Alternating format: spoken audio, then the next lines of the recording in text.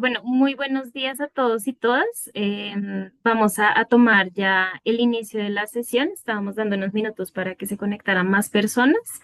Un gusto estar aquí con todos y todas de nuevo. Me alegra mucho ver las caras que veo en este espacio.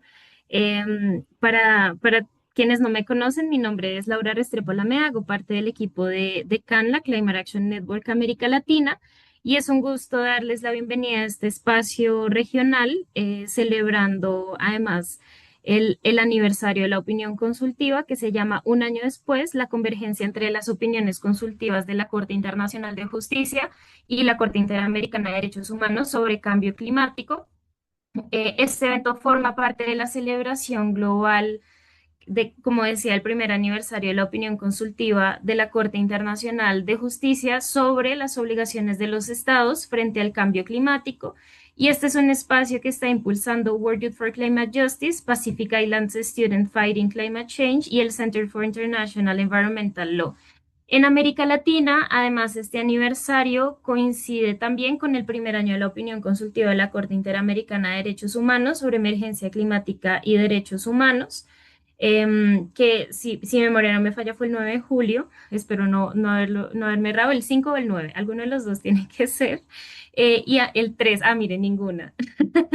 El 3 de julio, y aunque ambas opiniones consultivas fueron emitidas por diferentes tribunales, se complementan y se refuerzan mutuamente, y estas dos opiniones han fortalecido los argumentos jurídicos disponibles para exigir acción climática, pues compatible con el derecho internacional, los derechos humanos y además algo muy importante para World Youth for Climate Justice, que también es la justicia intergeneracional.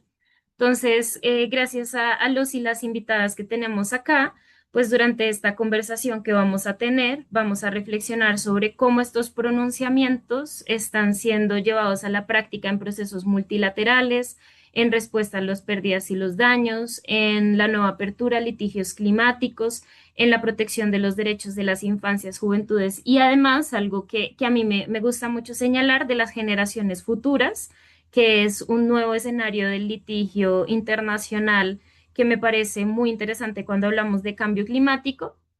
Y pues también agradecer antes de empezar con el panel el trabajo conjunto de las organizaciones coorganizadoras regionales de este espacio, que somos CANLA, AIDA, la Asociación Interamericana para la Defensa del Ambiente, la Ruta del Clima, Guardianes por la Vida y Transforma. Vamos a tener personas invitadas a este panel de esas organizaciones. Vamos a tener 5 intervenciones de aproximadamente 10 minutos cada una.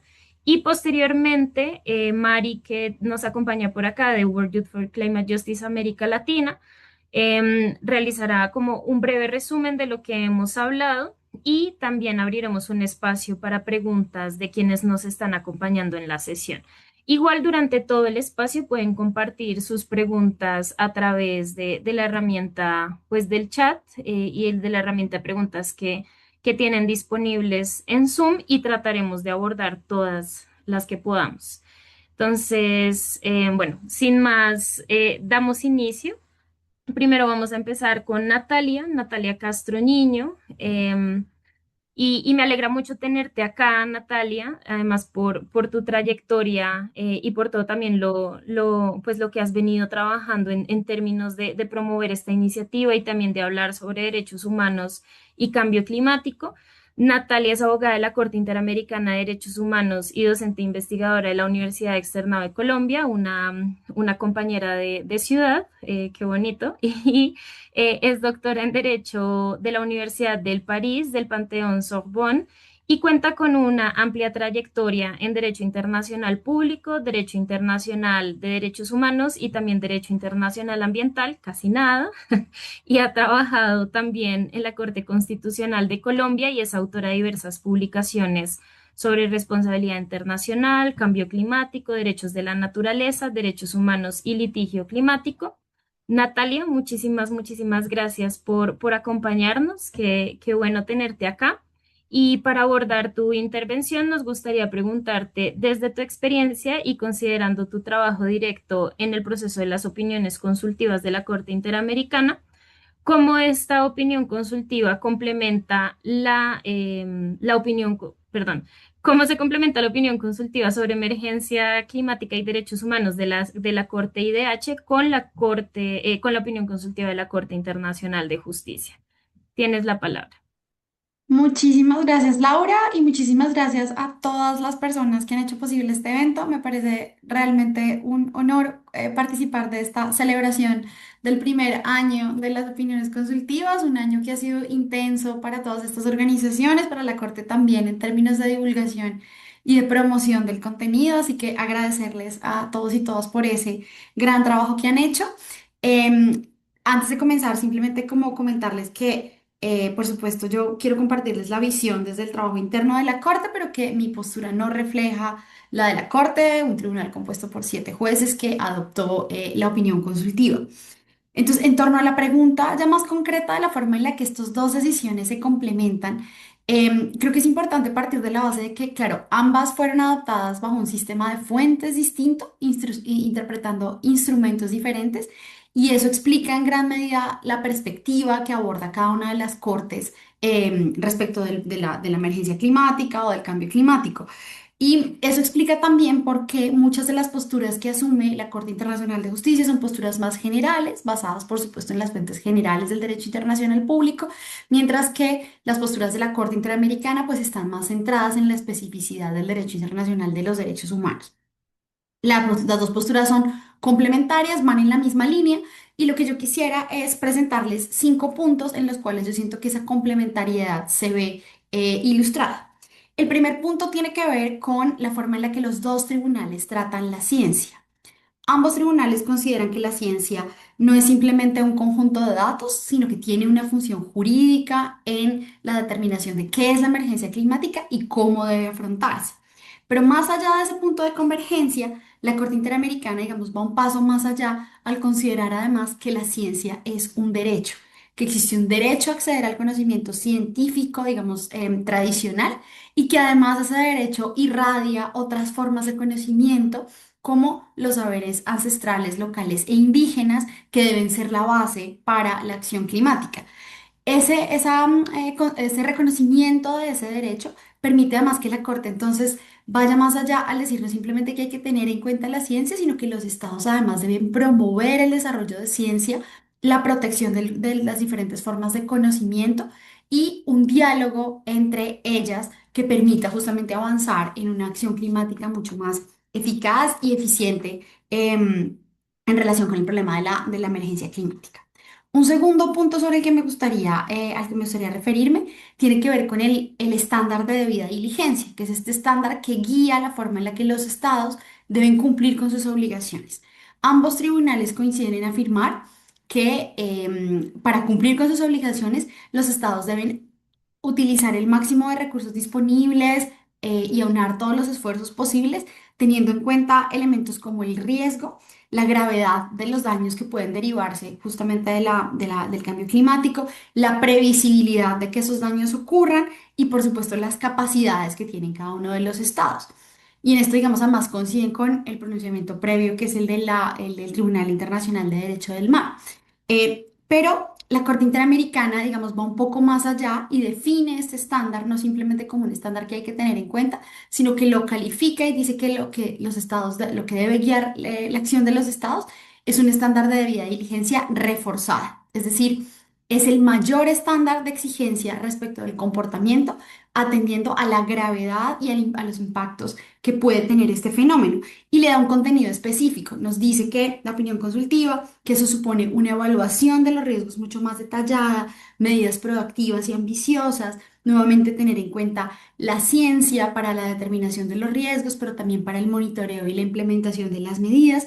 Y un punto muy importante, extiende ese estándar de debida diligencia reforzada también a los particulares y especialmente a las empresas. Y allí genera unos contenidos particulares muy importante en términos de divulgación de las emisiones de las cadenas de valor de las empresas, prohibición de lo que se conoce como greenwashing, diferenciación de las obligaciones según quienes son más, digamos, emiten en mayor medida que otros, estándares de supervisión estricta para justamente esos emisores. Entonces, ese contenido complementa la visión general que nos da la Corte Internacional de Justicia con obligaciones más específicas en el contexto de derechos humanos. Un tercer punto de complementariedad que creo también es importante tiene que ver con la forma en la que se interpreta la obligación de mitigación, es decir, la obligación de reducir emisiones de gases de efecto invernadero. Por supuesto, ambos tribunales están de acuerdo con que esa es una obligación que no solo se deriva del marco específico en materia climática, de la Convención Marco de Naciones Unidas y del Acuerdo de París, sino que además hace parte del derecho internacional consuetudinario como forma de prevención del daño transfronterizo significativo. La Corte Interamericana, además, por supuesto, lo ancla en los instrumentos de derechos humanos. En la Internacional de Justicia reconoce, además, como hecho histórico, la existencia de un derecho a gozar de de un medio ambiente limpio, saludable y sostenible. La Corte Interamericana, que digamos ya había reconocido ese derecho desde mucho antes, agrega un contenido adicional a ese derecho, que es el del derecho al clima sano. Y ese reconocimiento es esencial y complementa, como decía, la visión de la Corte Internacional de Justicia, porque permite darle una intensidad mayor a las obligaciones de protección del medio ambiente en relación con el sistema climático y en particular las obligaciones de mitigación. Entonces permite, por ejemplo, que la Corte genere criterios mucho más específicos para determinar cómo los estados deben fijar sus metas de mitigación, las llamadas NDCs.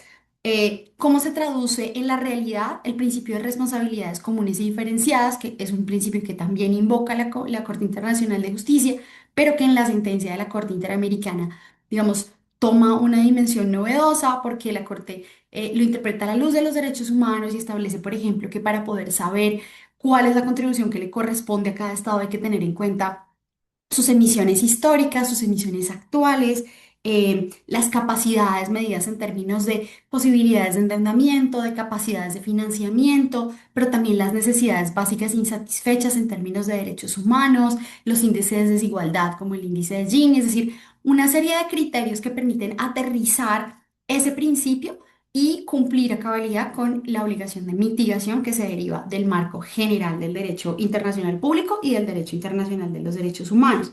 Además, y en ese mismo contexto, la Corte Interamericana genera una lectura novedosa respecto de la protección de la naturaleza como sujeto de derechos, como única vía para generar una protección holística que realmente permita mitigar y proteger el planeta, específicamente el sistema climático. Entonces, ese tercer punto creo que es esencial en materia de complementariedad.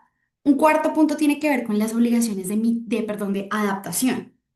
Los dos tribunales reconocen que la adaptación, por supuesto, es una medida necesaria, es decir, todas estas acciones destinadas a digamos, limitar los impactos o precaver los impactos que pueda ya generar el cambio climático que está generando todos los días, son parte entonces de ese marco general. Pero la Corte Interamericana va un poco más allá y establece dos ideas que son fundamentales. Una es que existe una obligación de exigibilidad inmediata respecto de la configuración de planes nacionales de adaptación. Una obligación que, digamos, hace parte del marco general, pero la Corte aquí la considera una obligación de exigibilidad inmediata y además una obligación progresiva de ir generando, actualizando y cada vez haciendo más comprensivos esos planes a través de estrategias que privilegien la protección de los derechos humanos de los grupos de la población más vulnerables.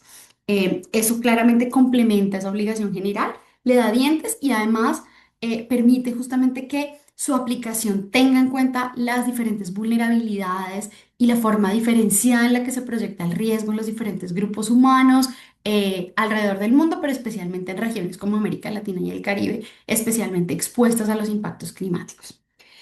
Y un último punto donde creo que la complementariedad debe ser resaltada tiene que ver con el régimen de responsabilidad. Y aquí creo que aunque la Corte Interamericana, digamos, es muy, la opinión consultiva es muy detallada en la explicación de las normas primarias y de algunos elementos que son esenciales para el cumplimiento de las obligaciones de los estados, la complementariedad más bien surge de lo que dijo la Corte Internacional de Justicia en términos de aplicación de normas secundarias, es decir, de cómo funciona la responsabilidad una vez son violadas las obligaciones de los estados. Entonces, la Corte Interamericana, por ejemplo, dice cosas centrales para el cumplimiento de estas obligaciones, como resaltar el valor del principio democrático, la necesidad de que haya instituciones sólidas, de una división de poderes, los derechos de procedimiento, la generación de información, la transparencia, la difusión de información basada en la ciencia y en los diferentes tipos de saberes.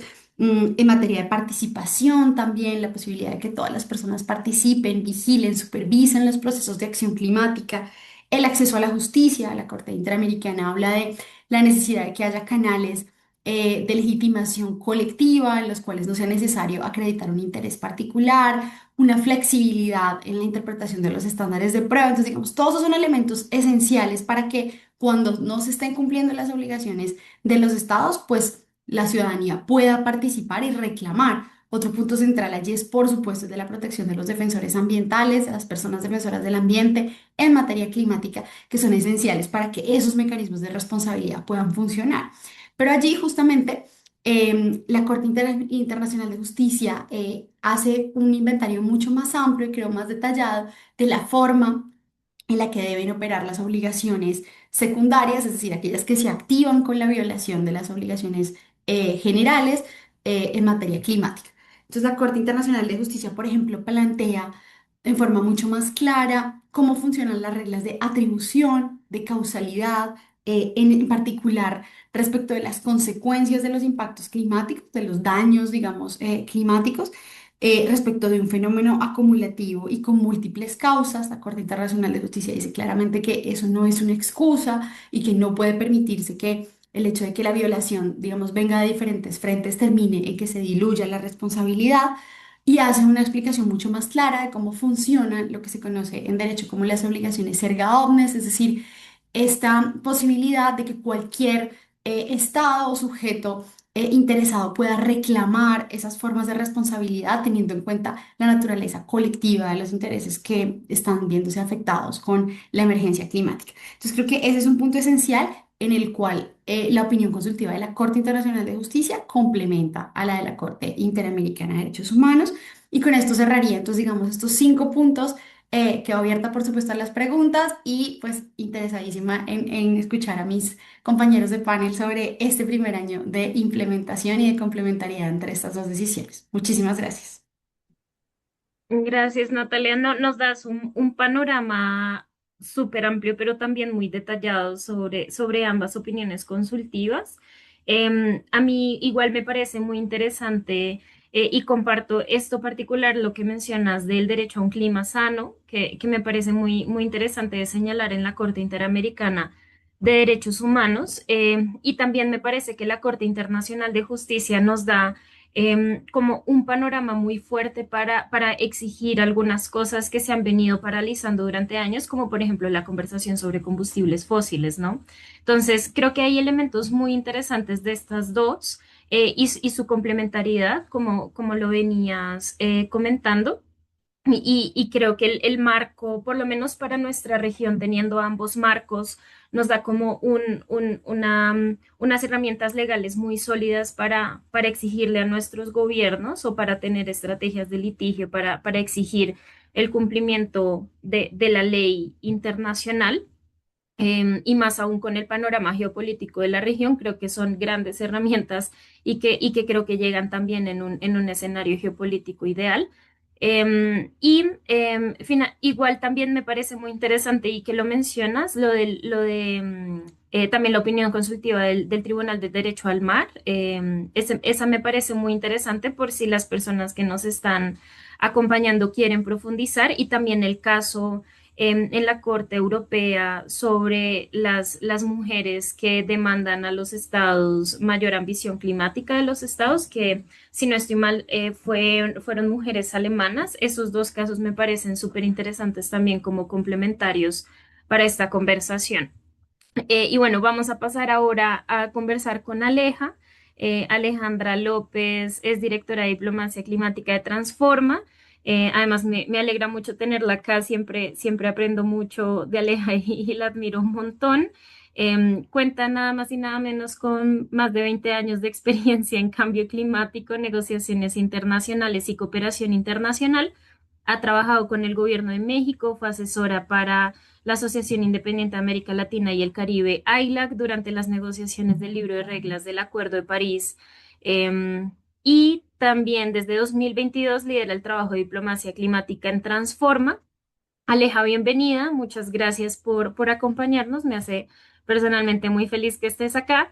Y la pregunta que tenemos para ti el día de hoy es ¿de qué manera se han comenzado a implementar, utilizar las opiniones consultivas en procesos multilaterales, como la conferencia de Santa Marta que ocurrió este año en Colombia, la Asamblea General de Naciones Unidas, que ya sabemos que se aprobó incluso una resolución derivada de la opinión consultiva de la Corte Internacional de Justicia?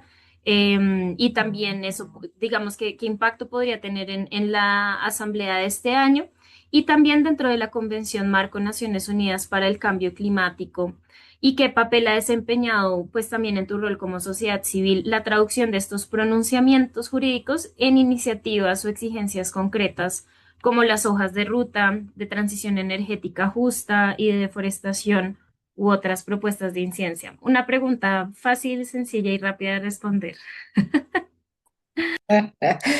Exacto. Muchas gracias, Lau, y muchísimas gracias por la invitación. La verdad es que, igual que Natalia, me da mucho gusto poder estar aquí en este momento de celebración, ¿no? De esta opinión, de estas opiniones consultivas, que sin duda son un hito en términos de el entendimiento de las obligaciones climáticas y el derecho internacional público. Entonces, bueno, voy a tratar de hablar de todo lo que me dijiste en tres grandes bloques. El primero tiene que ver precisamente con la resolución de la Asamblea General de Naciones Unidas. Recordemos que como llega la opinión consultiva de la Corte Internacional de Justicia es porque antes la Asamblea General de Naciones Unidas le pide a la Corte que le diga, bueno, y entonces sí, las obligaciones son voluntarias o no son voluntarias, porque tenemos a mucha gente que aquí nos está haciendo ruido en cómo entienden, ¿no? Sus compromisos y el alcance legal de lo que dice el Acuerdo de París.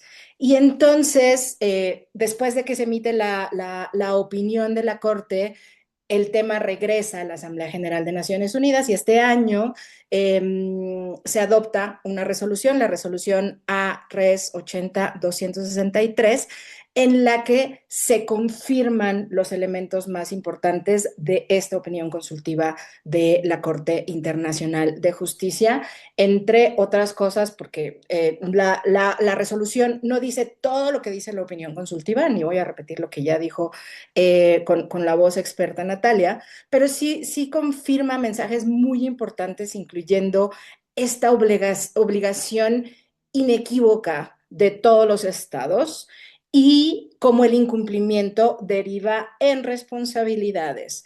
Además de que reconoce que la opinión consultiva de la Corte Internacional de Justicia es una contribución fidedigna, autorizada, que aclara el derecho internacional vigente. Entonces, de alguna manera, o sea, la Asamblea General de Naciones Unidas dice, no nos hagamos más tontos, las obligaciones son muy claras, no son obligaciones voluntarias.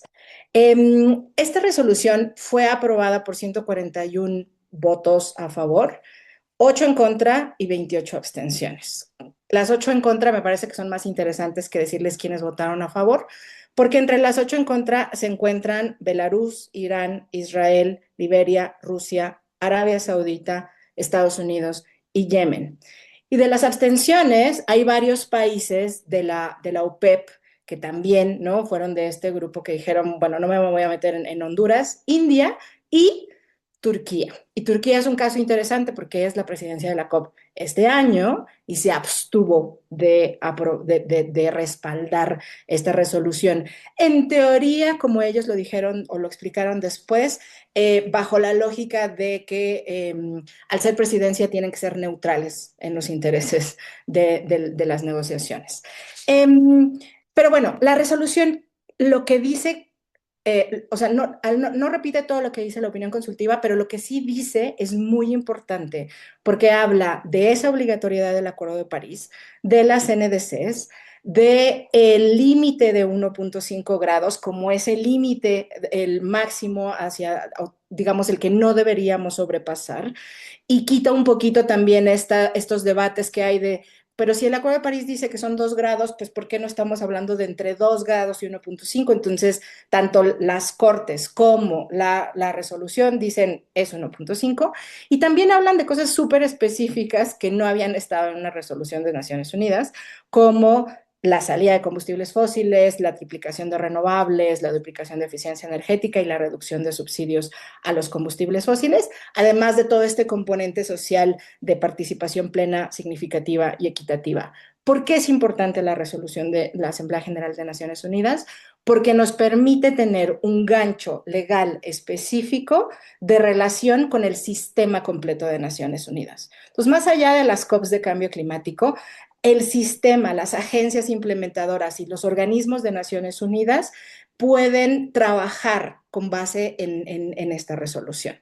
Entonces, dos, el tema del que me hablabas de la Convención Marco y el Acuerdo de París. El sistema, este régimen de cambio climático de Naciones Unidas que se crea desde la Convención Marco en 1992, el Protocolo de Kioto y ahora el Acuerdo de París, es el régimen por excelencia de derecho internacional público en cambio climático. Tenemos 3 tratados que hablan sobre este tema. Y por lo tanto, uno pensaría que son el lugar más obvio para hablar y reflejar la opinión consultiva de la Corte o de las Cortes. En la última COP, en la COP 30 que ocurrió en Belém, en Brasil, en noviembre de 2025, la decisión política, la decisión marco de la COP hablaba de muchas cosas y sí hubo un debate muy fuerte alrededor de los insumos de la Corte Internacional de Justicia, liderado por la Alianza de Pequeños Estados Insulares en Desarrollo, AOSIS, con apoyo de ILAC y de algunos otros países. Se estuvo diciendo una y otra vez, tenemos que poder respaldar y confirmar esta opinión consultiva para que sea parte del marco en el que nosotros trabajamos. Y sorpresa, quienes lo vetaron hasta el final fue el Grupo Árabe. El Grupo Árabe dijo explícitamente, nosotros no podemos basar nuestras discusiones en una opinión que no tiene ninguna validez jurídica. Y a diferencia de la Asamblea General de Naciones Unidas, la COP no tiene un sistema de votación, por lo tanto, el tema fue vetado y esta decisión marco, la decisión del Muchirao, que es la decisión 1SMA7, no incluyó las referencias explícitas a la opinión consultiva, lo cual fue frustrante, decepcionante y un signo muy malo de cómo se hace la toma de decisiones en el sistema. Sin embargo, a pesar de que no se habló, no se hace esa referencia explícita, varios de los elementos que acompañaban las referencias a la opinión consultiva quedaron en la decisión. Desde, obviamente, hablar de la importancia de implementar el acuerdo, de las NDCs, del límite de 1.5, de la necesidad de tener reducciones profundas, rápidas y sostenidas de 43% 2030, 60% 2035, carbono neutralidad 2050. Y yo creo que sobre todo este concepto de mantengamos 1.5 grados o el límite de 1.5 grados al alcance de nuestras manos, within reach, ¿no? Que es como viene el texto en inglés. También se crean algunos esfuerzos nuevos, una cosa que se llama el acelerador de implementación global, la misión de Belém 1.5. Todavía no sabemos qué van a hacer estas cosas, pero nos dan un ancla para poder conectar justamente lo que dice la opinión consultiva, sobre todo a nosotros como sociedad civil, y hacer la veeduría de cómo se relacionan y cómo no quedan, digamos, libres de acción o de obligación diferentes actores. Entonces, la opinión consultiva, a pesar de que no fue reflejada en las decisiones o en la última decisión de la COP, sí es una herramienta de presión para la sociedad civil para pedir rendición de cuentas, resultados y la alineación con la ciencia de las acciones del proceso. Y el último tema tiene que ver con la implementación misma del Acuerdo de París.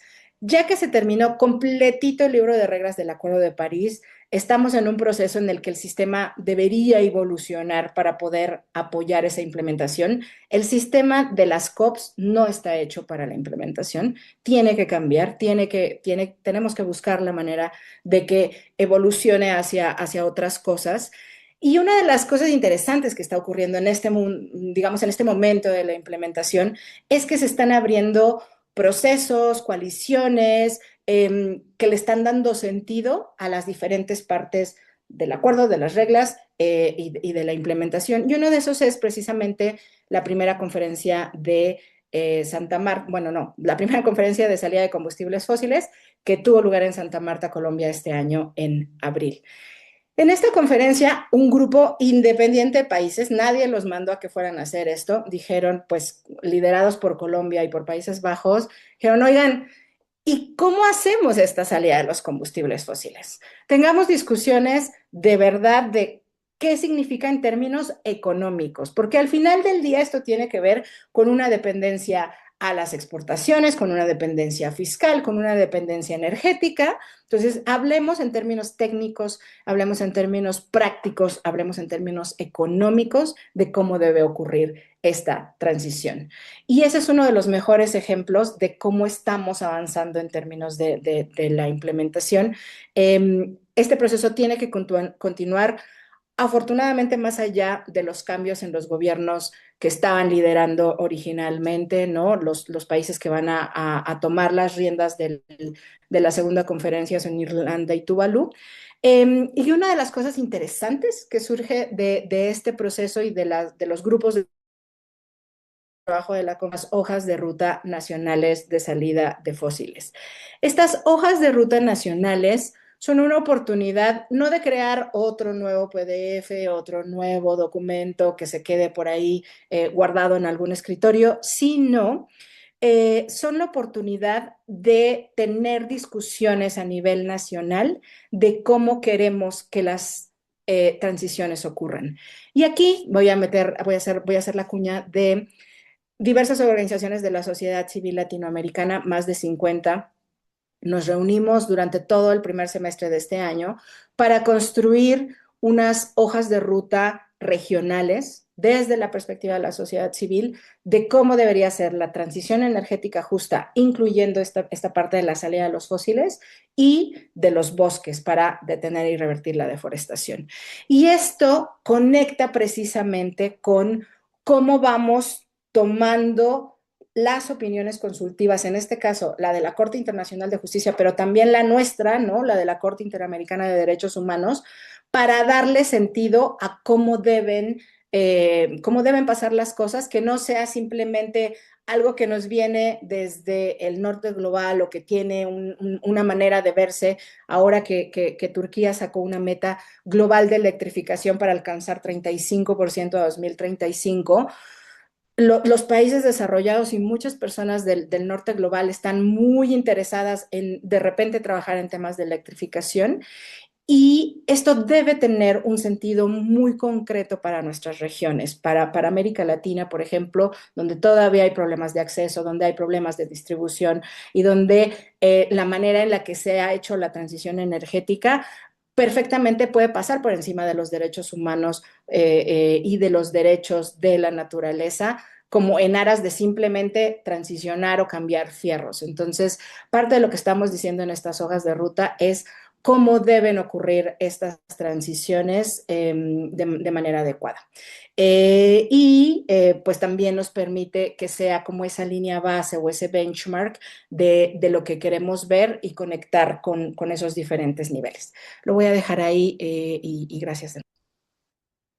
Gracias, Aleja. Sí, es un panorama bastante interesante y sobre todo porque las opiniones consultivas y como ya lo venía diciendo Natalia y también como lo refuerzas tú, no solo es como un documento que se queda allá, sino que de verdad nos recuerda que la implementación es lo más importante, ¿no? Y creo que la opinión consultiva nos da herramientas para eso y también depende, pues hay algunos países que sí toman las opiniones consultivas como un documento base para tener las conversaciones, pero sin duda creo que aquí el rol de la sociedad civil es fundamental para seguir como promoviendo eso e igual también recordar que las opiniones consultivas lo único que hacen es como aclarar, ¿no? Digamos, las obligaciones de los estados.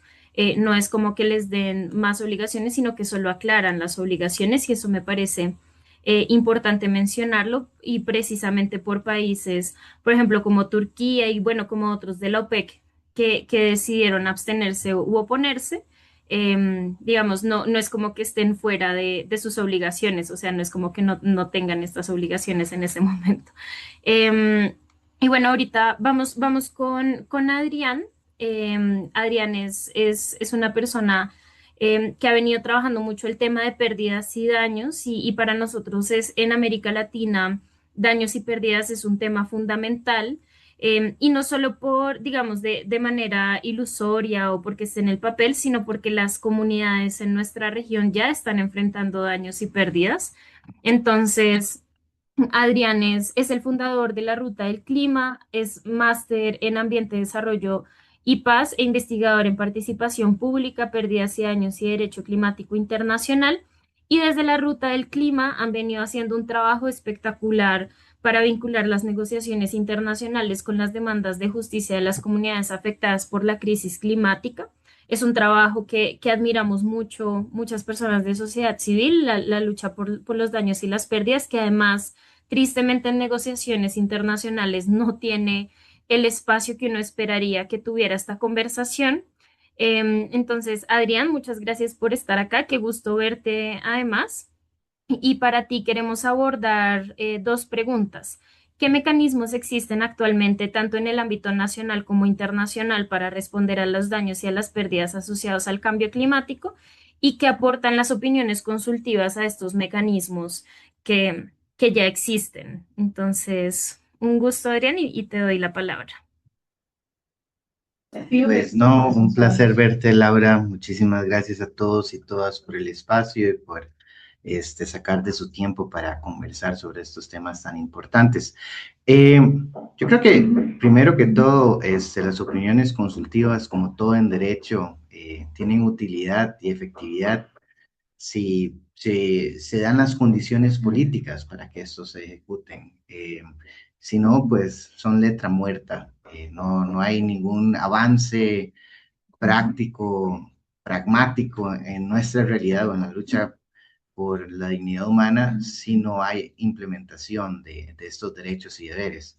Y yo creo que en eso estamos todavía muy distante, digamos, de más allá del constructo jurídico que son las opiniones, de tener una efectividad y un cambio sustancial. Y eso es muy importante porque creo que las esperanzas es algo muy sensible en una situación de crisis como la estamos, especialmente si tomamos en cuenta lo difícil que va a ser la implementación de estas opiniones consultivas en un contexto de extrema derecha en nuestros gobiernos y también dentro de las delegaciones de negociación en la cumbre climática y en los organismos de Naciones Unidas. Entonces creo que eso es algo que le pone la tarea a la sociedad civil bastante dura y difícil, especialmente en Latinoamérica, donde casi la totalidad de los países latinoamericanos pues tenemos gobiernos muy de derecha y que no necesariamente están enlineados con el tema de la lucha por los derechos ambientales y por el derecho a un clima sano. Respecto a mecanismos de reparación, pues esto viene muy de la mano con la falta de implementación, digamos. Creo que la opinión consultiva de la Corte Interamericana y especialmente la Corte Internacional de Justicia no ha llevado a ningún proceso de reforma tangible dentro de la Convención Marco. Y eso nos lleva a que temas como decir que la opinión consultiva de la Corte Interamericana pues nos dice que es el tercer pilar de la acción climática, establece obligaciones para la creación de mecanismos judiciales y administrativos a nivel nacional, pero cuando vemos qué estructuras hay para soportar esos mecanismos a nivel internacional, pues eso no ha tenido ningún efecto sustancial. Lo que implica que tal vez debemos redireccionar nuestra lucha a la implementación a nivel nacional de esos mecanismos. ¿Y por qué? Porque a nivel internacional no existen indicadores de daños y pérdidas, no existe un formato para reportar daños y pérdidas, no está contemplado en los mecanismos de financiamiento formales, por ejemplo, dentro del NCQG. Hay mecanismos meramente voluntarios, como el Fondo de Daños y Pérdidas, que tienen un financiamiento estático desde hace unos 4 años por un monto que es ínfimo, casi nulo. Si bien pues está en el desarrollo de esta implementación del mecanismo de Barbados, el- y pues lleva pues a la alegría de tratar de hacer algo por daños y pérdidas en el contexto real, pues es bastante marginal lo que nos propone. Luego, por otro lado, tenemos el mecanismo de la Red de Santiago que brinda atención técnica, pero también con ambos estamos hablando de miles de dólares, cientos de miles de dólares, millones de dólares, cuando bien desde que se creó el mecanismo del Fondo para Responder a Daños y Pérdidas, si sumamos lo que las mismas ONG dicen que se acumulan en daños y pérdidas, bien estamos hablando de 2 trillones de dólares desde que se creó el fondo. Y si acaso tenemos prometidos 800 millones de dólares desde que se creó el fondo. Entonces, realmente son una crisis sustancial. Cuando vemos que la Corte Interamericana nos dice que tenemos que tener de mecanismos nacionales de reparación de daños y pérdidas, pues nos pone pues otra tarea. Creo que ahí la implementación a nivel nacional de dichos mecanismos es importante. También es muy importante diferenciar la naturaleza de dichos mecanismos. La Corte Interamericana habla dentro del contexto de la reparación, que también es una obligación, no solo dentro del derecho de los derechos humanos, sino del derecho internacional, pero ahí es donde también hay una gran diferencia en la Convención Marco. Los mecanismos existentes en la gobernanza internacional se crean bajo el deber de cooperar. Por ende, no tienen una obligatoriedad, ni siquiera una predictibilidad de tener fondos. Si bien algunos de estos mecanismos podrían ayudar a descargar responsabilidades de reparaciones que tienen los estados por daño transfronterizo, no necesariamente están hechos para eso, ni siquiera para proteger los derechos humanos en sí mismo.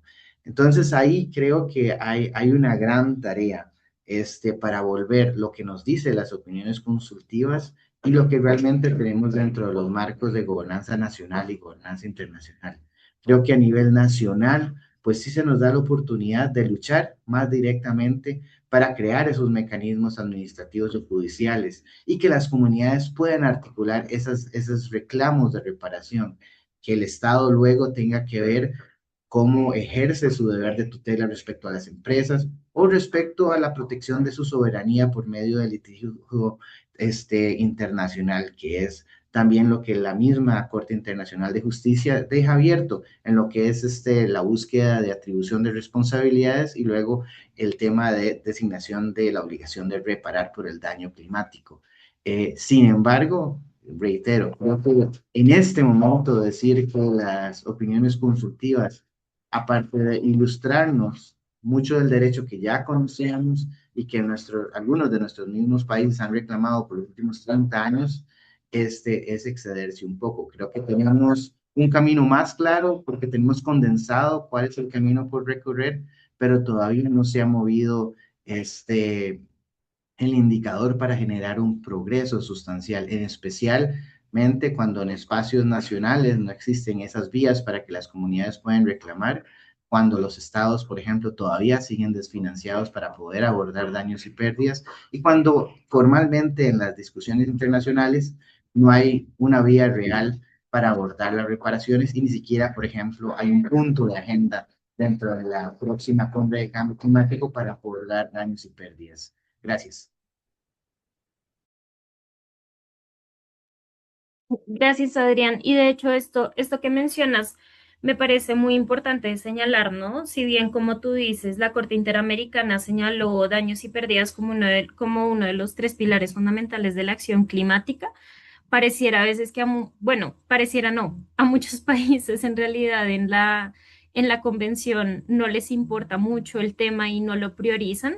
Es bastante triste ver cómo hay muchos países, incluso en la región, que se niegan a tener un espacio para hablar específicamente sobre daños y pérdidas. Entonces, quisiera resaltar eso y también quisiera resaltar que más allá del financiamiento, que es súper necesario y que además tenemos una brecha de financiamiento gigantesco en daños y pérdidas y también en los mecanismos de acceso a ese financiamiento, eh, hablar de daños y pérdidas también exige hablar sobre responsabilidad, sobre acceso a la justicia, sobre formas de reparación, sobre participación efectiva de personas y comunidades afectadas y creo que todavía estamos muy atrás en términos de llegar a un escenario en donde daños y pérdidas sea un pilar fundamental para la acción climática, a pesar de que lo señala la Corte Interamericana y también la Corte Internacional.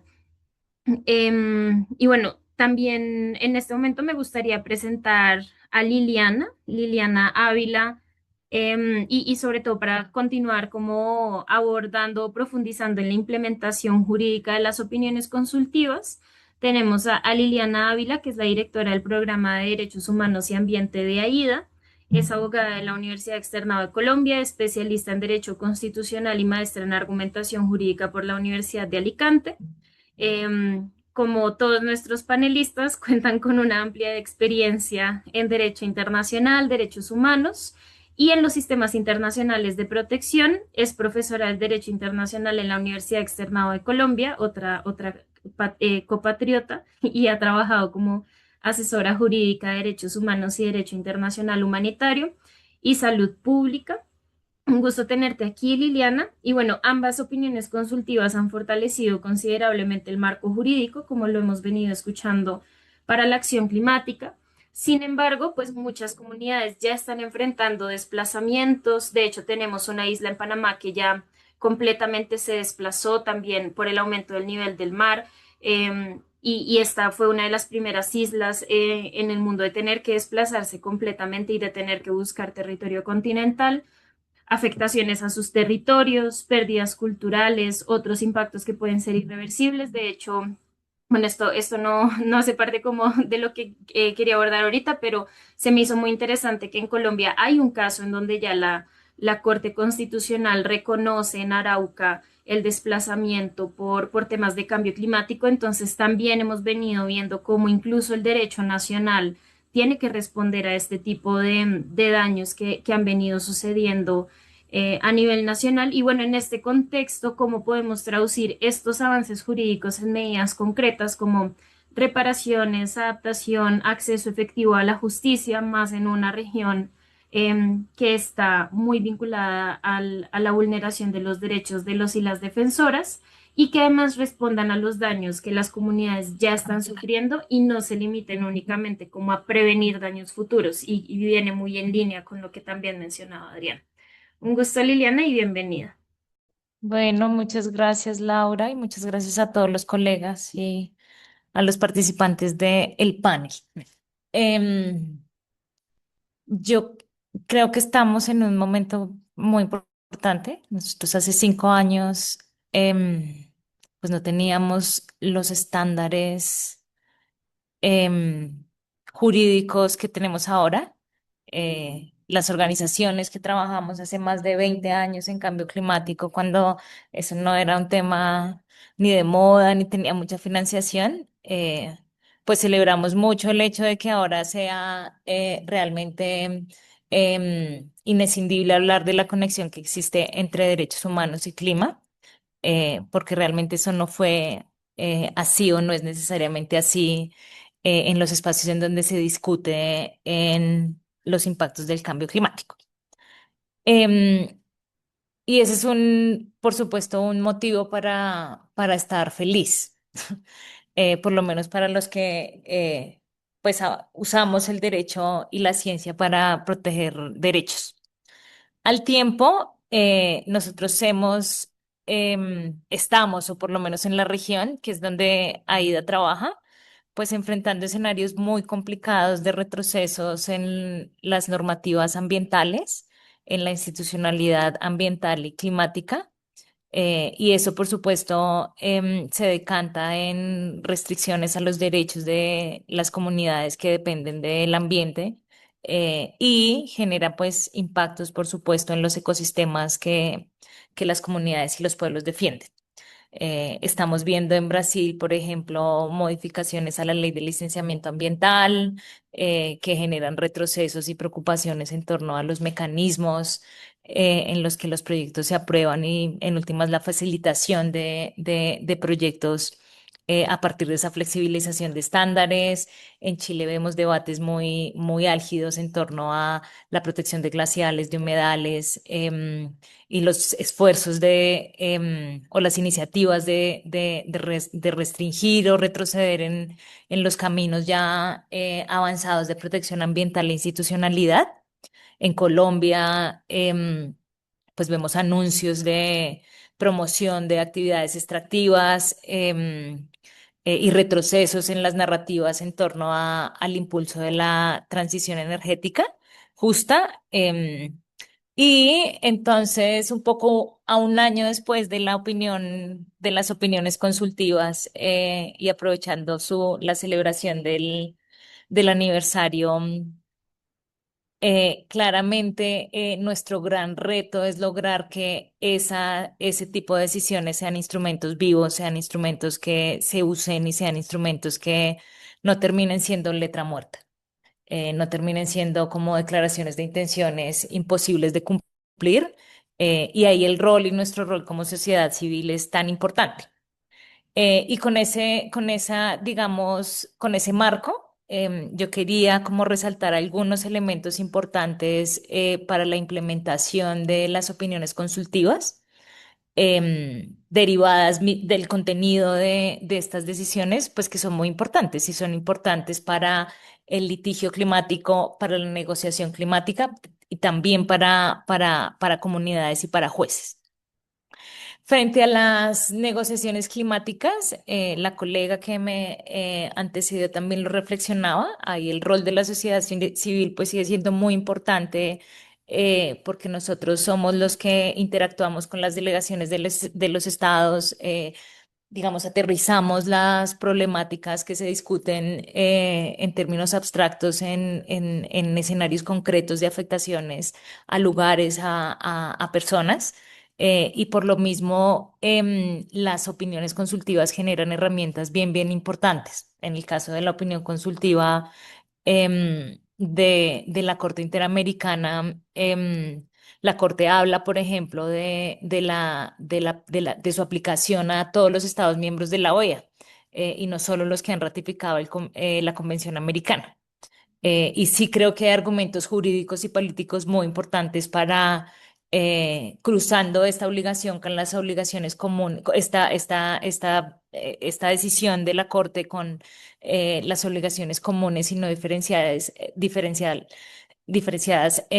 que eso pueda ser un elemento y un argumento y una narrativa, que sigamos aprovechando en los en los escenarios de negociación climática. Además, la Corte habla de obligaciones reforzadas de cooperar de buena fe frente a la emergencia climática, y eso implica, por supuesto, una suerte de coherencia institucional. Por un lado, no puede haber compromisos etéreos o abstractos en las negociaciones climáticas, y por otra, en los territorios nacionales puede haber como desarrollos de actividades, pues que sabemos que son intrínsecamente problemáticas para el cambio climático, sin ninguna suerte de escrutinio, sin ninguna suerte de llamado a la coherencia internacional, de la coherencia estatal de lo que se dice en un escenario y se hace también en otro. Y también la Corte desarrolla, pues por supuesto, la importancia de que, pues el límite del 1,5 no es un punto de partida mínimo, sino es un punto de partida mínimo y no es un objetivo final. Y esto es bien importante, porque esta narrativa nos permite encajar, pues como con lo que mencionaba Adrián en su intervención sobre pérdidas y daños, y que claramente en escenarios en donde hay un grado de aumento de la temperatura y ya existen pérdidas y daños, que se concretizan en comunidades, en poblaciones, que tienen impactos diferenciales en mujeres, en niños, y que es una realidad que, pues que estas negociaciones no pueden olvidar y no pueden desconocer. Em, y pues esto, pues algunos elementos o reglas claves para la negociación climática, pero también estas opiniones consultivas hablan en clave de litigio climático, de posibilidades de abrir litigios, de emprender o fortalecer o aumentar los litigios climáticos.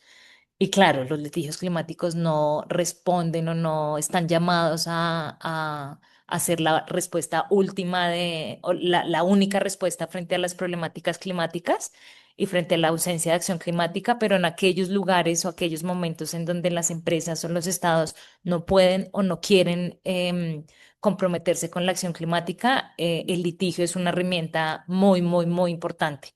Y nosotros hemos visto avances, avances que pueden ser eh, poco significativos en un contexto tan difícil, pero que son avances que sin el litigio no se hubieran avanzado, no se hubieran alcanzado.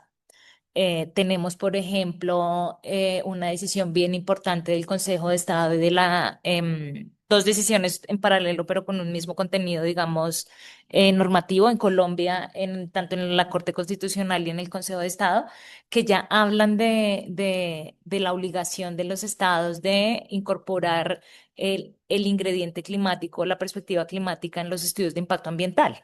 Y eso está en últimas traduciéndose en una política pública nacional que revise la normativa ambiental para incorporar la perspectiva de cambio climática a las aprobaciones y a los estudios de impacto ambiental pues de proyectos de carbón, de proyectos de oil and gas. Y eso se traduce, por supuesto, a mediano plazo pues en reducción o en la posibilidad de reducir emisiones pues que son muy, muy, muy, muy importantes en el contexto pues grave en el que estamos.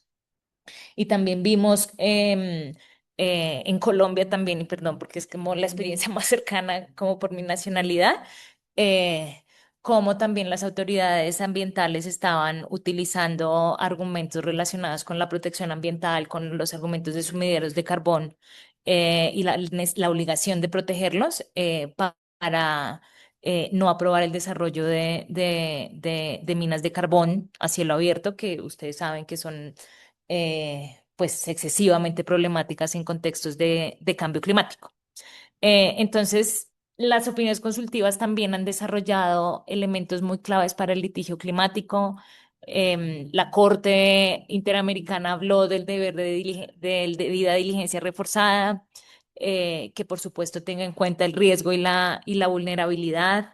Habla del deber de proteger sumideros de carbono, especialmente en la Amazonía, en humedales, que es como bien, bien, bien importante. Y además, creo que también es importante en la acción colectiva que hagamos como organizaciones de la sociedad civil, pues esta diferenciación que hace la Corte pues en el análisis de empresas y derechos humanos de la reflexión relacionada con que hay empresas que tienen obligaciones diferenciadas por la responsabilidad histórica en sus emisiones. Y eso también es importante a la hora de nuestros ejercicios de litigio. Y creo que son elementos que concretan, pues o son llamados que hacen o sea, son herramientas que ofrecen estas opiniones consultivas para aterrizar nuestro trabajo en los litigios climáticos, en las negociaciones climáticas. También como un tercer elemento que me parece bien, bien, bien importante desarrollar tiene que ver con el ejercicio que propuso también la Corte Interamericana relacionado con todas las problemáticas que ya están ocurriendo en nuestra región relacionadas con impactos climáticos a comunidades.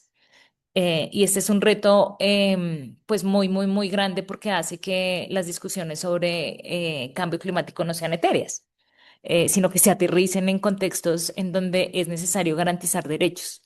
Y ahí me parece pues que los desarrollos relacionados con el deber de garantizar el acceso a la justicia climática desarrollados por la Corte Interamericana son fundamentales. Este análisis bien importante en relación con el derecho a la ciencia con la obligación que tienen los estados de producir ciencia, pero además de entender la ciencia en sentido amplio y reconocer que hay saberes tradicionales que deben ser utilizados y reconocidos en el proceso de construcción de política pública en la acción climática, pero por otro lado también estas obligaciones relacionadas al acceso a los derechos de acceso, al acceso a la información, al acceso a la justicia, a los desarrollos relacionados con la legitimación amplia, la prueba flexible, la reparación integral, pues son fundamentales para seguir haciendo de este tipo de decisiones, pues, instrumentos vivos que realmente no se queden en letra muerta, sino que apoyen la protección de derechos de comunidades que ya están enfrentando los impactos climáticos más graves. Y un poco para terminar, y es una reflexión que hemos venido desarrollando desde AIDA, ustedes saben que en AIDA nosotros acompañamos varias comunidades que presentaron sus intervenciones, que además de presentar sus intervenciones, presentaron argumentos a la Corte, pues de casos muy concretos y realidades muy específicas de las problemáticas que implican en sus territorios el desarrollo de proyectos de combustibles fósiles en su territorio, las afectaciones a sus territorios por cambio climático, entre otras. Eh, y ahí hay una invitación también a los jueces y al sistema interamericano mismo para seguir avanzando. O sea, es necesario que los jueces se tomen muy en serio este tema de los desarrollos del acceso a la justicia, de la legitimación amplia, de la prueba flexible, de la reparación integral, pero que también los órganos del sistema sigan a través de sus mecanismos, del sistema interamericano, de sus mecanismos diferentes a la opinión consultiva, pues apropiándose y desarrollando esos estándares. Y últimamente, pues nosotros hemos venido desarrollando reflexiones en torno a cómo reconfigurar el riesgo o la construcción del riesgo, de la gravedad, de la urgencia, que son requisitos, de la irreparabilidad, que son requisitos esenciales para la procedibilidad de medidas cautelares ante la Comisión Interamericana en contextos de riesgo climático. Y cómo hacer ver que la ausencia de inmediatez evidente en fenómenos que son pues de avance lento, no quiere decir que no exista un riesgo y que la situación pueda empeorarse, agravarse y que necesite atención de los sistemas nacionales, pero también de los internacionales. Entonces, pues mi reflexión final en torno a un poco cómo hacer, eh, cómo celebrar de la mejor forma la opinión consultiva es justo siguiendo este tipo de conversaciones, llevándolas a los escenarios de negociaciones, así. Eh, pues aún comprendiendo las limitaciones y las negativas de varios estados para hacerlo, pero un poco usándola y reusándola y usándolas y reusándolas, y teniendo una narrativa, pues como que como que es un ejercicio muy, muy, muy importante y es como nuestra herramienta fundamental. También, por supuesto, empujando que se materialicen a través de litigios climáticos concretos y, por supuesto, analizando pues las construcciones jurídicas y los análisis en torno a la carga de la prueba, a la atribución de responsabilidad y demás en casos concretos que permitan fortalecer la acción climática y dar respuesta efectiva a las problemáticas concretas que el cambio climático pues nos demanda. Yo dejo por ahí y agradezco muchísimo la invitación. Gracias, gracias Lili, muchas gracias. Y en efecto, creo que tu intervención muestra la importancia de aterrizar las opiniones consultivas no solo al escenario internacional, sino también al escenario nacional. Creo que las opiniones consultivas nos dejan a las organizaciones de sociedad civil y sobre todo a las organizaciones que hacen litigio estratégico o incluso a las organizaciones territoriales que hacen defensa de derechos humanos, herramientas para fortalecer los argumentos, estándares y medidas de protección a nivel territorial y cómo las opiniones consultivas pueden servir para que nosotros lleguemos a los estados y no solo a nivel nacional, sino también a nivel local, a nivel municipal, departamental o estatal y demás. Pues sí, como a exigir estas cosas, las opiniones consultivas creo que dejan herramientas bien interesantes para hablar sobre litigio estratégico y sobre exigibilidad. Entonces, bueno, en tu intervención creo que queda súper claro y ya para cerrar, tenemos a Fran, que es un gran amigo de hace muchos años, Francisco Vera, y bueno, no lo pensé, pero somos muchos colombianos en esta llamada. Es fundador de Guardianes por la Vida, una red integrada por más de 1.400 niños y niñas que promueve la educación ambiental y climática. En algún momento, de hecho, hemos trabajado con Fran. Ha sido embajador de buena voluntad de la Unión Europea, joven campeón de derechos humanos de las Naciones Unidas, defensor de la acción climática de UNICEF, asesor infantil del Comité de los Derechos del Niño de las Naciones Unidas y además ha participado en las últimas 5 COP sobre cambio climático y lidera procesos territoriales vinculados con el derecho a un ambiente sano, los derechos de la niñez y la construcción de la paz con la naturaleza. Y Fran, pues muchas gracias además por acompañarnos. Siempre va a celebrar que haya personas menores de edad en los espacios de conversación. Y de hecho, antes también de hacerte la pregunta, se me hace muy importante igual señalar que antes de las opiniones consultivas en 2023, si mi memoria no me falla, porque últimamente me falla mucho, salió la observación número 26 de la Convención de los Derechos del Niño que de hecho para mí es uno de los hitos más importantes cuando hablamos de acción climática, porque viene a hablar de cosas que hablan las opiniones consultivas, pero mucho antes de las opiniones consultivas, y de hecho señala cosas que para mí fueron pioneras en su momento, como por ejemplo el daño que tienen los combustibles fósiles en los derechos de la niñez, adolescencia y juventud. Y me gusta señalarlo precisamente porque para mí fue como un primer escenario que no muchos y muchas conocen en términos de derecho internacional, que está relacionado específicamente con niñez y que fueron los mismos niños, niñas, adolescentes y jóvenes los que participaron en consultas alrededor del mundo para crear este documento que fue muy ambicioso y que para mí, incluso, y perdón que es el aniversario de la Corte de la opinión consultiva, pero para mí este me pareció un hito fundamental y más aún porque fue promovido por niños y niñas.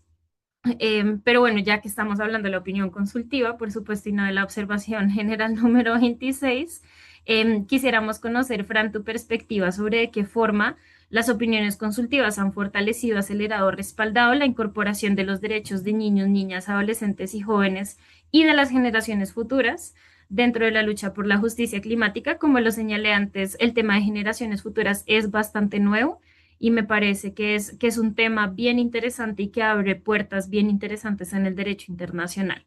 Adelante, Fran, y qué gusto otro colombiano por acá. Así es, muchas gracias Laura por esa introducción y así es, muy contento de ver cómo Colombia toma protagonismo en estos espacios a nivel de América Latina.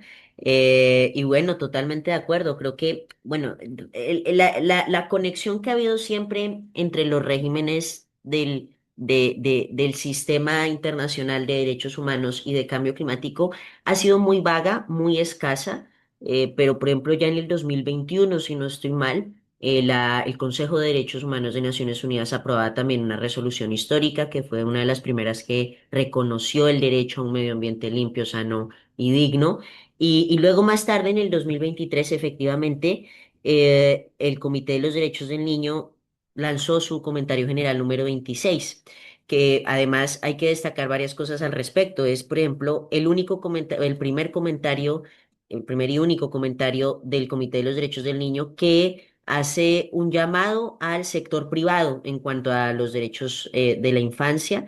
Es también el único comentario, no sé si el único, pero en materia ambiental muy importante que haya sido asesorado por niños. Yo fui junto con otros dos asesores, como lo decías, participando en la construcción de este documento y también con la participación de más de 16.000 niños de todo el mundo que contribuyeron con sus testimonios y opiniones. Entonces creo que es un hito en efecto que también hay que traer hacia aquí a esta discusión para no dejar de lado que la crisis climática es una crisis de derechos de la infancia, ¿no? De derechos humanos, pero más particularmente de los derechos de los niños. En ambas opiniones consultivas, pues, se refieren a las generaciones futuras, ¿no? De manera histórica y tradicional, yo creo que ha habido dos enfoques dominantes en cuanto a la infancia y la juventud.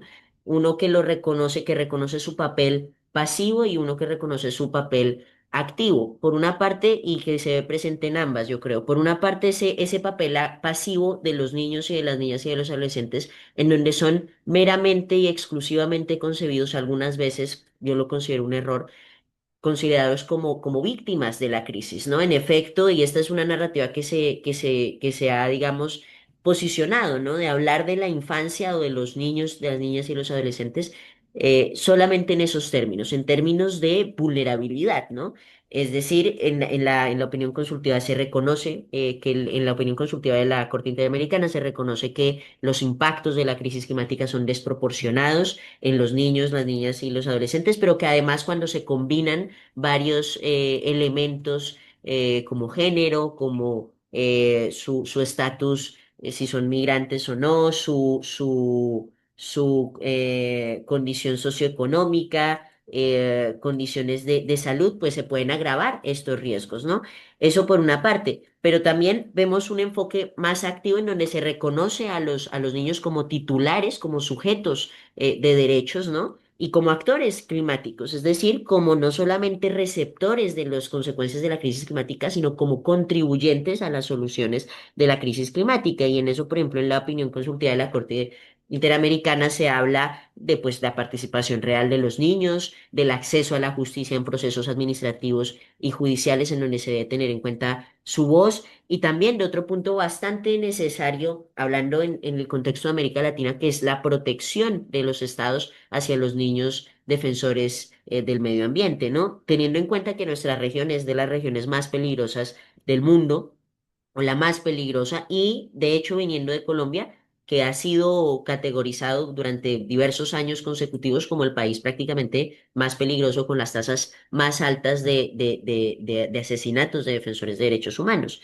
Sin embargo, como esto no responde a un problema, digamos, legal, a un problema político, a un problema social, sino a un problema cultural, y es que vivimos en una cultura adultocéntrica, en una cultura patriarcal y a partir del patriarcado se desprende el adultocentrismo. Y eso hace que, por ejemplo, muchas veces el rol de los niños precisamente solo quede relegado a ese enfoque pasivo, en donde reciben los impactos de la crisis climática y en donde no tienen ningún rol o contribución protagónica a las soluciones de los derechos humanos. Y eso hace que, por ejemplo, pues justamente aquellos defensores que son menores de edad, no sean reconocidos por la ley y en consecuencia no sean protegidos en varios países, como en Colombia precisamente. Nosotros, de hecho, un día antes del lanzamiento de la opinión consultiva de la Corte Internacional, recuerdo estar en La Haya y pocas semanas después del lanzamiento de la Corte Interamericana y llevamos a cabo la primera audiencia pública ante la CIDH en el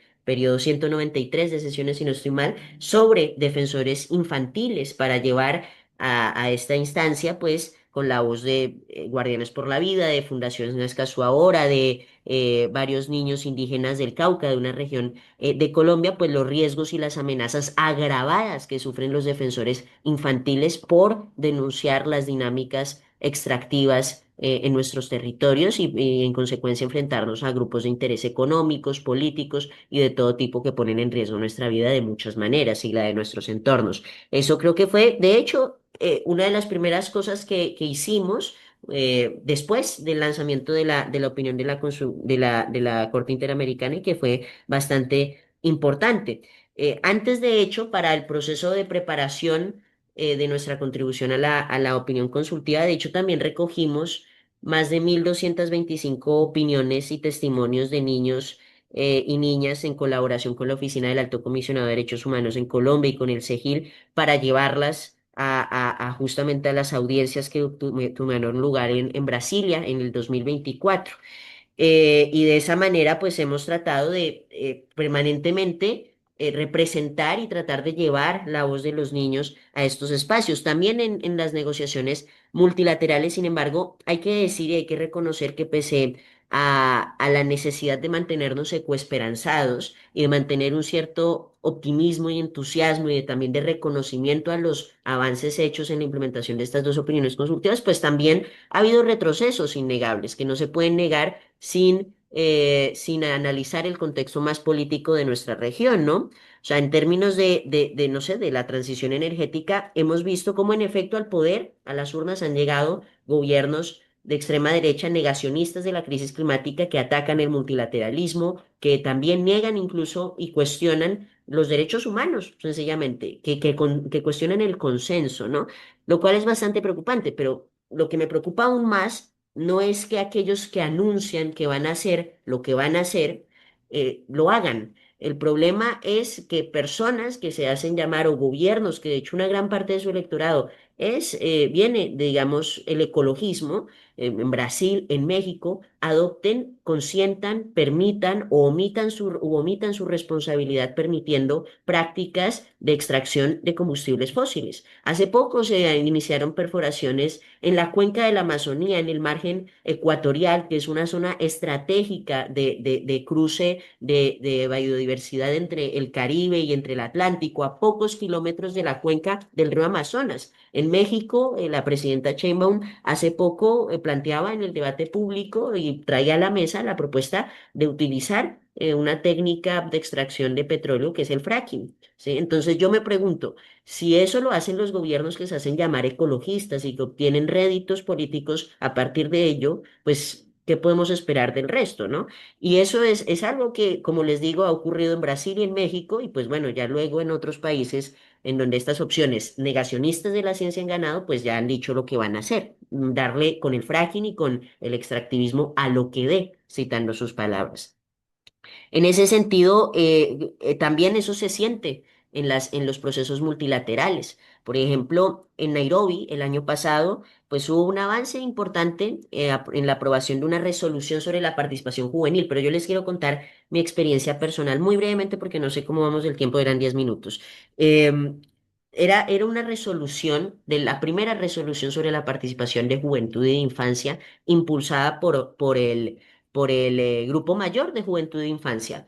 Me sorprendió realmente el veto y el retroceso en el lenguaje acordado impuesto por algunos países árabes y ultraconservadores hacia la participación infantil. La participación infantil en los procesos que los afectan, en las decisiones, en los procesos de toma de decisiones que los afectan, independientemente de a qué nivel estemos hablando, a nivel local, regional, internacional, nacional, es un derecho, es un artículo de la Convención de los Derechos del Niño, pero así como lo mencionaba nuestra compañera que abordó las negociaciones sobre clima, pues ahí yo siento, y se ve claramente, pues esta desconexión entre el régimen climático y el régimen de derechos humanos, hasta el punto de que directamente eliminaron toda referencia a la infancia de todo el texto prácticamente. O sea, me parece sorprendente que no podamos hablar, no puedan o no sean capaces nuestros gobiernos y nuestros estados de hablar explícitamente de infancia, de hablar de niños. O sea, me parece un ejemplo de adultocentrismo total que he visto en las conferencias de cambio climático, en Bonn, en diversos otros procesos, pero que realmente nunca había visto y que hubiera llegado hasta tal punto de eliminar toda referencia, que finalmente la resolución fue aprobada. Y de hecho no solamente era sobre participación juvenil, sino sobre educación ambiental, pero me parece sorprendente esto, la verdad. De todas maneras, en otros casos, como en la renovación de los NDCs, en Colombia sí hubo una referencia a la opinión de la Corte Interamericana y de hecho también se trata de incluir la participación de la infancia. Sin embargo, para que esto tenga efectos materiales en la vida de los niños, pues sin lugar a dudas queda mucho, ¿no? Hace poco UNICEF sacó su índice de riesgo climático y nos insiste, refuerza e insiste en lo que ya sabemos, en que la infancia está en la primera línea de los impactos de la crisis climática. Sin embargo, no hay que perder la ecoesperanza y por eso les agradezco y sencillamente les deseo todo lo mejor. Gracias, Fran. Sí, y bueno, creo que hay un par de elementos súper interesantes, ¿no? En lo que has traído a la conversación, y es que uno, los niños son titulares de derechos en el presente y también son actores fundamentales en la construcción de las respuestas frente a la crisis, no solo son receptores de. Y creo que es muy valioso reconocer el rol que ha tenido la niñez y la adolescencia, particularmente en la lucha contra la crisis climática, no solo, digamos, no solo a nivel internacional, sino también, por ejemplo, la sentencia del Amazonas en Colombia, con un rol muy importante de niñez y adolescencia. Es decir, hay algunos casos de litigio internacional que también han traído experiencias con participación de niñez. Y a veces, desafortunadamente, como dices, hay organizaciones a las que se les olvida el rol de la niñez, adolescencia y juventud en estos procesos. Y aún igual me parece muy valioso lo que trae sobre la UNEA el año pasado, porque incluso las mismas juventudes renunciaron a la inclusión de niñez en ese proceso. Entonces creo que también hay una deuda de hablar sobre cómo las juventudes tampoco se desligan del adultocentrismo, es decir, las personas que son mayores de edad se les olvida que alguna vez fueron niños, niñas, adolescentes con ganas de participar y estar en el proceso. Y entonces nos volvemos juventudes y a muchas se les olvida que niñez también tiene que estar presente, ¿no? Igual a mí me gustaría señalar dos cosas, y es que eh, el año pasado luchamos mucho con algunos países de la región, en conjunto con muchos países de la región, por ejemplo, para que quedara niñez en el texto de transición justa. Se logró dentro de la Convención Marco de Naciones Unidas. Fue un logro porque además fue casi que de los primeros textos técnicos en donde se involucraba digamos, la referencia explícita a niñez. Y además de eso, también hay algunos países en la región que han venido intentando incluir con sus diferencias el tema de niñez en sus NSs. El año pasado, de hecho, desde CANLA acompañamos la formulación de la NS con enfoque en niñez, adolescencia y juventud, y Colombia tiene un capítulo completo en su NS 3.0 sobre niñez, adolescencia y juventud, además con participación directa, es decir, no fue que nosotras nos sentamos como adultas a escribirlo, em, sino que se formuló a partir de la participación directa de las personas de estas edades. Entonces, digamos, hay una deuda histórica muy grande no solo con la participación, sino con el reconocimiento de estas personas como actores políticos. Y si bien, digamos, hay algunas personas que dicen, sí, pero hay que dejarlos ser niños, sí, pero es que ser niño también implica defender su derecho al futuro, ¿no? Y su derecho al presente. Entonces, bueno, solo como ahí trayendo otro par de elementos que me parecen interesantes. Y bueno, doy las gracias a todos y todas.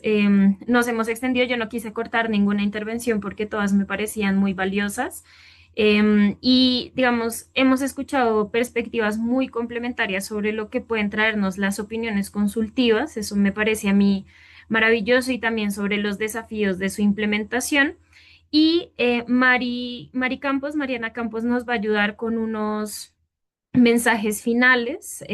Mariana Campos, además de ser una gran amiga y una mujer increíble, es coordinadora para América Latina de World Youth for Climate Justice. Y bueno, bienvenida María a darnos un resumen general de la conversación. Muchas gracias, Lau, y muchas gracias a las y los panelistas y a todas las personas que nos están acompañando en esta celebración. Creo que a lo largo del panel surgieron muchas reflexiones importantes sobre cómo se complementan estas opiniones consultivas, cómo se han implementado, pero también los retos que seguimos enfrentando para su implementación.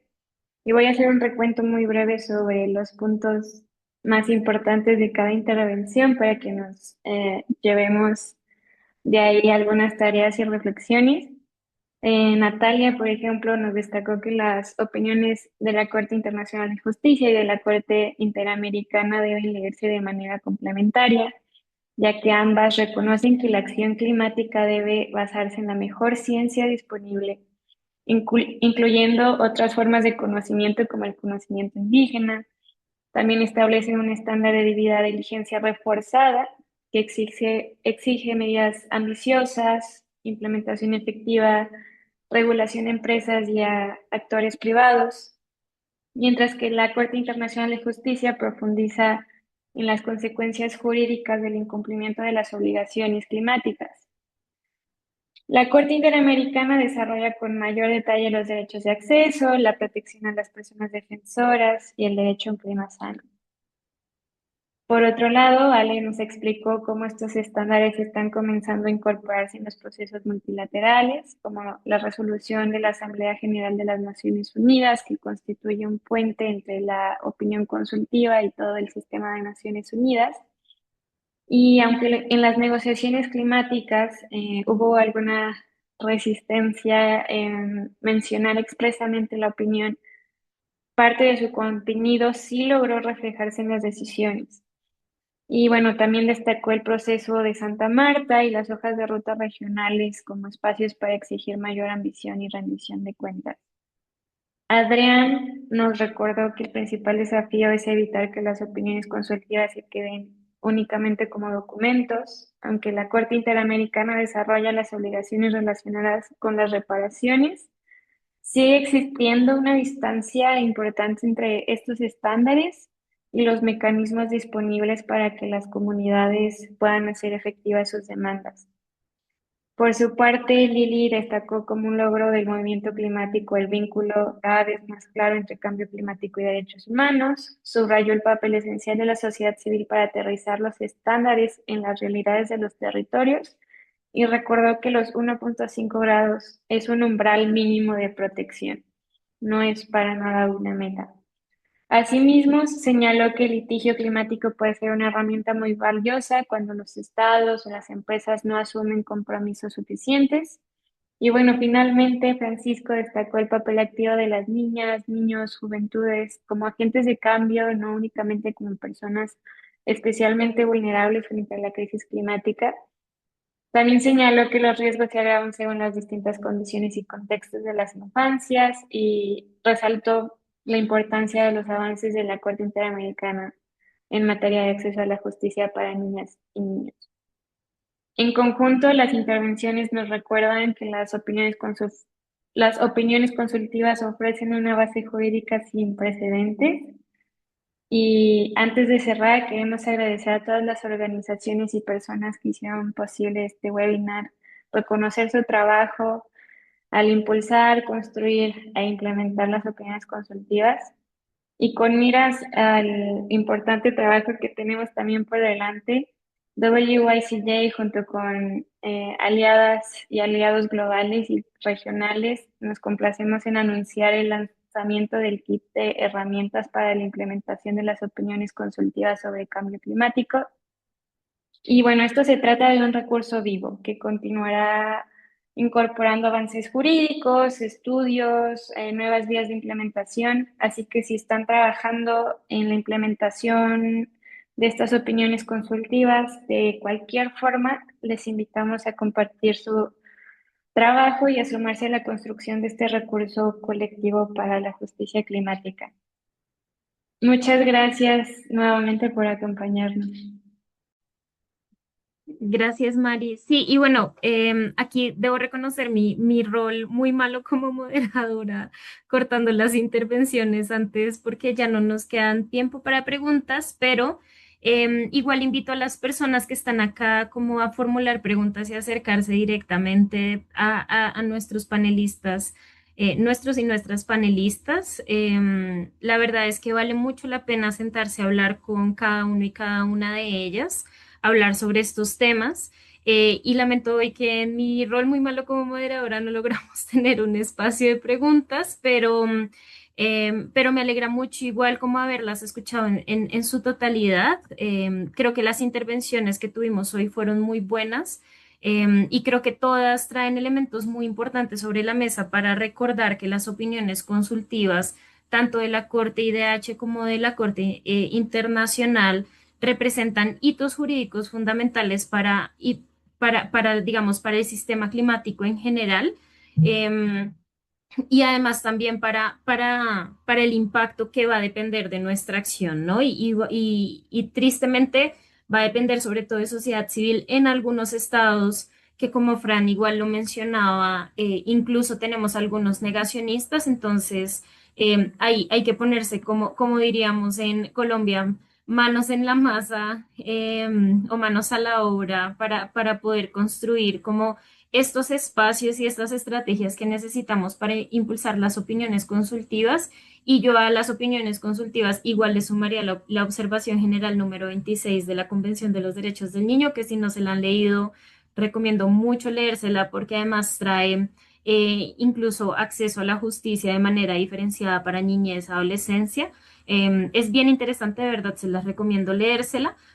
Y bueno, como decíamos y como decían varios de nuestros panelistas, la implementación no solo va a necesitar un escenario internacional, llevarlo a las cortes internacionales, sino también las opiniones consultivas nos abren una puerta para llevar estos estándares a los tribunales nacionales, a las políticas públicas, a las negociaciones, a mecanismos de financiamiento y reparación, a procesos de toma de decisión, incluso a nivel local en donde están involucradas las comunidades, exige reconocer que las personas y comunidades más afectadas, que son niños, niños, adolescentes, jóvenes, pueblos indígenas, generaciones futuras, y algo que no solemos hablar, pero también las personas de la tercera edad, que de hecho las personas de la tercera edad tienen las tasas más altas de muertes, por ejemplo, en horas de calor o en olas de mucho frío en Estados Unidos y Europa, por ejemplo. No pueden permanecer estas personas al margen de las decisiones climáticas y por justicia merecen tener un rol y un asiento en este proceso de toma de decisiones. Y en nombre de las organizaciones quiero agradecer especialmente a Natalia, a Aleja, a Adrián, a Liliana y a Fran por compartir sus conocimientos, que creo que más de uno y una disfrutamos mucho escucharles, y sobre todo sus experiencias y reflexiones, que no queden acá, que sigamos encontrando espacios para encontrarnos y además también especial gracias a Mariana Campos, porque sin ella este webinar no hubiera ocurrido, empezando por ahí.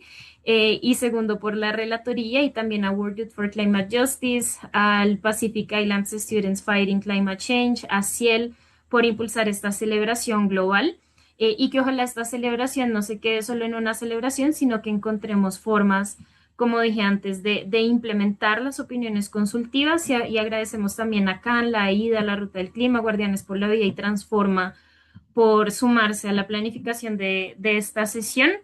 Y por supuesto, gracias a todas las personas que se conectaron el día de hoy desde distintos países y territorios de América Latina, y de otras regiones que también están celebrando este día, desde Europa, y las islas del Pacífico, África y bueno, un montón de organizaciones que se están sumando hoy a la celebración. Y esperemos de verdad que el compromiso colectivo con la implementación sea nuestro piso mínimo, ¿no? Y que la construcción de un futuro con justicia climática sea nuestro piso mínimo y que sea innegociable. Muchas gracias a todos y todas y que tengan un lindo día y que sigamos celebrando las opiniones consultivas. Un abrazo.